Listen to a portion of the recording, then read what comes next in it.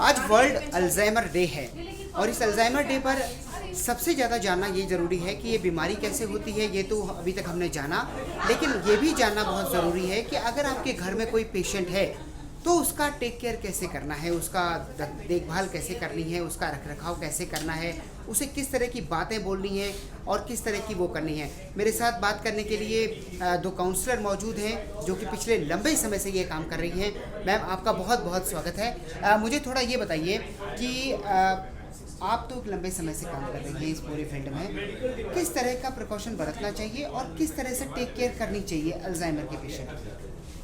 देखिए, अल्जाइमर के पेशेंट की जो उनका ख्याल रखना है, सबसे पहले उनके माइंड को समझना है, क्योंकि ये बीमारी उनके शरीर में नहीं है, उनके माइंड में, उनके सोच विचार में। तो जब हम समझेंगे कि उनका अब हम तो ठीक है बिल्कुल, अब पेशेंट बीमार, मेन थिंग इज दैट कि हमने उनका समझना है कि उसका माइंड कैसा है। अगर आप जैसे कमरे में घुसे और पेशेंट ने शोर मचा दिया, क्योंकि आप समझेंगे क्यों कर रहे हैं, क्यों, शायद आपका शक्ल भूल गए आप जैसे, और एकदम वो कह रहे हैं कि कौन आ गया। तो इसलिए आपने समझना है, यही केयर गिवर को बताना है कि जैसे ही आप पेशेंट के साथ जाएं, अपनी बॉडी लैंग्वेज से और स्माइल करके जाए। अगर आपको कोई स्माइल करके अटेंड करेगा तो आपको लगेगा ये मेरा दोस्त है, ये मेरा क्या।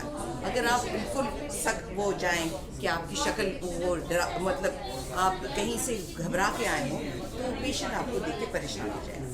सबसे पहले अपना जो बॉडी लैंग्वेज और स्माइल कभी नहीं। आपने एक बात और भी बताई, आपने कहा कि पेशेंट से ऐसी बातें नहीं करनी है जिससे उसे अपने माइंड पर असर डाले।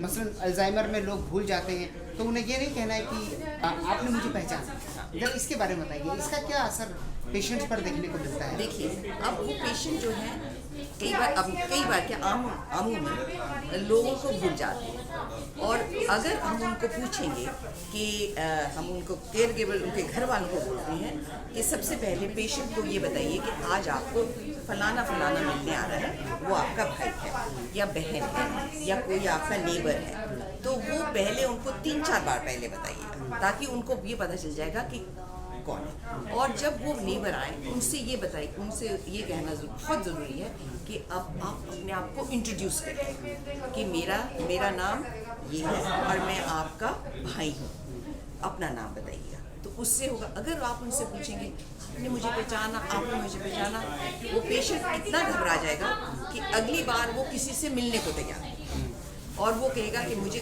आप बोलेंगे आप मेरा, वो कहेगा नहीं, दरवाज़ा बंद करके चले जाएगा, क्योंकि वो बहुत परेशान है कि ये मेरे से बार क्यों पूछ रहा है, मैं तो इसको भी जानता ही नहीं हूँ, इस आदमी को क्यों भूल गया, इस आदमी मैं जानता ही नहीं हूँ, या एक मुझे अनजाना आदमी बार पूछ रहा है मैं नाम। बिल्कुल।